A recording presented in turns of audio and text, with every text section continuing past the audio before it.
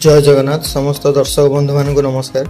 वर्तमान वीडियो माध्यम जाना पाइबे जे ओडिया अभिनेत्री एलिना सामंतराय अभिनय करथिबा समस्त ओडिया सिनेमा गुड़िक विषय। जदि आपण मानक वीडियोटी पसंद आसे तेबे प्लीज वीडियोटी को गोटे लाइक और चैनल को सब्सक्राइब कर दियंतु, कारण ये चैनल माध्यम आपण माने ओडिया फिल्म इंडस्ट्री फैक्ट और अपडेट विषय सर्वप्रथम जाना पाइबे। चलतु वीडियो आरंभ करिया। 1 नंबर सिनेमाटर नाम इश्क तू ही तू। यह सिनेमाटी 14 जनवरी 2015 मसीह मुक्ति लाभ करथिला। यह सिनेमाटी अरिंदम रॉय और एलिना सामंतराय अभिनय करथिले। यह सिनेमाटी को तापस सरघरिया डायरेक्ट करथिले। 2 नंबर सिनेमाटर नाम केही नुहे कहार। यह सिनेमाटी 2 अक्टोबर 2015 मसीह मुक्ति लाभ करथिला। यह सिनेमाटी अभिषेक रथ और एलिना सामंतराय अभिनय करथिले। यह सिनेमाटी को सुशांत मणि डायरेक्ट करथिले। 3 नंबर सिनेमाटर नाम जगा हाथ में पगा। यह सिनेमाटी 18 अक्टोबर 2015 मसीह मुक्ति लाभ करथिला। यह सिनेमाटी अनुव महांती और एलिना सामंतराय अभिनय करथिले। यह सिनेमाटी को के मुरली कृष्णा डायरेक्ट करथिले। 4 नंबर सिनेमाटर नाम लव स्टेशन। यह सिनेमाटी 12 जून 2016 मसीह मुक्ति लाभ करथिला। यह सिनेमाटी बाबूसान महांती और एलिना सामंतराय अभिनय करथिले। यह सिनेमाटी को अशोकपति डायरेक्ट करथिले। 5 नंबर सिनेमाटर नाम झीटा बिगिड़ी गला। यह सिनेमाटी 14 जुलाई 2016 मसीह मुक्ति लाभ करथिला। यह सिनेमाटी बाबूसान महांती और एलिना सामंतराय अभिनय करथिले। यह सिनेमाटी को बिन्नी पट्टनायक डायरेक्ट करथिले। 6 नंबर सिनेमाटर नाम अभय। यह सिनेमाटी 11 जून 2017 मसीह मुक्ति लाभ करथिला। यह सिनेमाटी अनुव महांती और एलिना सामंतराय अभिनय करथिले। यह सिनेमाटी को के मुरली कृष्णा डायरेक्ट करथिले। 7 नंबर सिनेमाटर नाम मु खांटी ओडिया झियो। यह सिनेमाटी 8 सेप्टेम्बर 2017 मसीह मुक्ति लाभ करथिला। यह सिनेमाटी सिद्धांत महापात्र और एलिना सामंतराय अभिनय करथिले। यह सिनेमाटी को अवतार सिंह भुर्जी डायरेक्ट करथिले। 8 नंबर सिनेमाटर नाम काबुला बारबुला।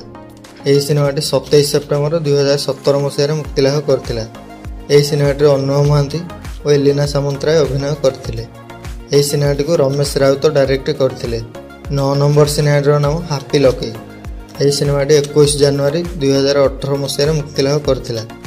यह सिनेमाटी ज्योतिरंजन नायक और एलिना सामंतराय अभिनय करथिले। यह सिनेमाटी को सुधांशु साहू डायरेक्ट करथिले। 10 नंबर सिनेमाटर नाम 4 इडियट्स। यह सिनेमाटी 14 जून 2018 मसीह मुक्ति लाभ करथिला। यह सिनेमाटी सव्यसाची मिश्र और एलिना सामंतराय अभिनय करथिले।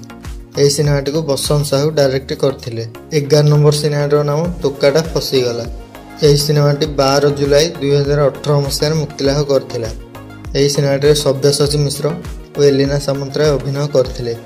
यह सिनेमाटी को रमेश राउत डायरेक्ट करथिले। 12 नंबर सिनेमाटर नाम इश्क पुणी थरे। यह सिनेमाटी 13 सेप्टेम्बर 2018 मसीह मुक्ति लाभ करथिला। यह सिनेमाटी अरिंदम रॉय और एलिना सामंतराय अभिनय करथिले। यह सिनेमाटी को ज्योति दास डायरेक्ट करथिले। 13 नंबर सिनेमाटर नाम दिस इज मायर बाया। यह सिनेमाटी 6 अक्टोबर 2019 मसीह मुक्ति लाभ करथिला। यह सिनेमाटी स्वराज बारिक और एलिना सामंतराय अभिनय करथिले। यह सिनेमाटी को सुशांत मणि डायरेक्ट करथिले। 14 नंबर सिनेमाटर नाम मालमोह जीवन माटी। यह सिनेमाटी 8 नवेम्बर 2019 मसीह मुक्ति लाभ करथिला। यह सिनेमाटी सव्यसाची मिश्र और एलिना सामंतराय अभिनय करथिले। यह सिनेमाटी को रमेश राउत डायरेक्ट करथिले। 15 नंबर सिनेमाटर नाम पाप। यह सिनेमाटी 10 जनवरी 2021 मसीह मुक्ति लाभ करथिला। यह सिनेमाटी अंकित और एलिना सामंतराय अभिनय करथिले। यह सिनेमाटी को अशोकपति डायरेक्ट करथिले। 16 नंबर सिनेमाटर नाम अरुंधति। यह सिनेमाटी 13 अक्टोबर 2021 मसीह मुक्ति लाभ करथिला।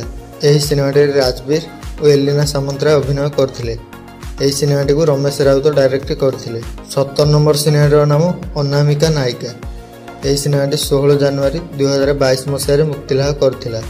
यह सिनेमाटी देवाशीष पात्र और एलिना सामंतराय अभिनय करथिले। यह सिनेमाटी को अशोकपति डायरेक्ट करथिले। 18 नंबर सिनेमाटर नाम दृष्टिकोण। यह सिनेमाटी 27 मई 2022 मसीह मुक्ति लाभ करथिला।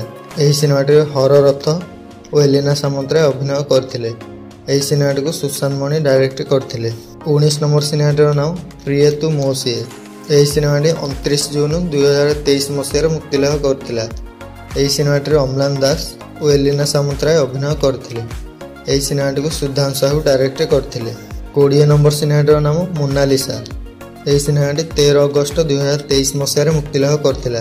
ଏହି ସିନେମାଟିରେ ଧର୍ମଶିଷ ଓ ଏଲିନା ସାମନ୍ତରାୟ ଅଭିନୟ କରିଥିଲେ। ଏହି ସିନେମାଟିକୁ ଅଶୋକପତି ଡାଇରେକ୍ଟ କରିଥିଲେ। 21 ନମ୍ବର ସିନେମାଟିର ନାମ ପ୍ରତିଶୋଧ। ଏହି ସିନେମାଟି 22 ସେପ୍ଟେମ୍ବର 2023 ମସିହାରେ ମୁକ୍ତିଲାଭ କରିଥିଲା। ଏହି ସିନେମାଟିରେ ସମରେଶ ରାଉତରାୟ ଓ ଏଲିନା ସାମନ୍ତରାୟ ଅଭିନୟ କରିଥିଲେ। ଏହି ସିନେମାଟିକୁ ସାଇ କିରଣ ମଙ୍ଗରାଜ ଡାଇରେକ୍ଟ କରିଥିଲେ। 22 ନମ୍ବର ସିନେମାଟିର ନାମ ମାଲ୍ୟଗିରି। ଏହି ସିନେମାଟି 19 ଅକ୍ଟୋବର 2023 ମସିହାରେ ମୁକ୍ତିଲାଭ କରିଥିଲା। ଏହି ସିନେମାଟିରେ ବାବୁସାନ ମହାନ୍ତି ଓ ଏଲିନା ସାମନ୍ତରାୟ ଅଭିନୟ କରିଥିଲେ। ଏହି ସିନେମାଟିକୁ ପୃଥ୍ୱୀରାଜ ପଟ୍ଟନାୟକ ଡାଇରେକ୍ଟ କରିଥିଲେ। 23 ନମ୍ବର ସିନେମାଟିର ନାମ କେମିତି ଏ ସମ୍ପର୍କ। ଏହି ସିନେମାଟି 9 ଫେବୃଆରୀ 2024 ମସିହାରେ ମୁକ୍ତିଲାଭ କରିଥିଲା। ଏହି ସିନେମାଟିରେ ଆକାଶ ଦାସ ନାୟକ ଓ ଏଲିନା ସାମନ୍ତରାୟ ଅଭିନୟ କରିଥିଲେ। ଏହି ସିନେମାଟିକୁ ହିମାଂଶୁ ପରିଜା ଡାଇରେକ୍ଟ କରିଥିଲେ। 24 ନମ୍ବର ସିନେମାଟିର ନାମ ପାୱାର। ଏହି ସିନେମାଟି 12 ଜୁନ 2024 ମସିହାରେ ମୁକ୍ତିଲାଭ କରିଥିଲା। ଏହି ସିନେମାଟିରେ ବାବୁସାନ ମହାନ୍ତି ଓ ଏଲିନା ସାମନ୍ତରାୟ ଅଭିନୟ କରିଥିଲେ। ଏହି ସିନେମାଟିକୁ ଅଶୋକପତି ଡାଇରେକ୍ଟ କରିଥିଲେ। ଆପଣମାନଙ୍କୁ ଏଲିନା ସାମନ୍ତରାୟଙ୍କ କେଉଁ ସିନେମାଟି ପସନ୍ଦ ଆସେ କମେଣ୍ଟ ବକ୍ସରେ ଜଣାନ୍ତୁ। ଜୟ ଜଗନ୍ନାଥ।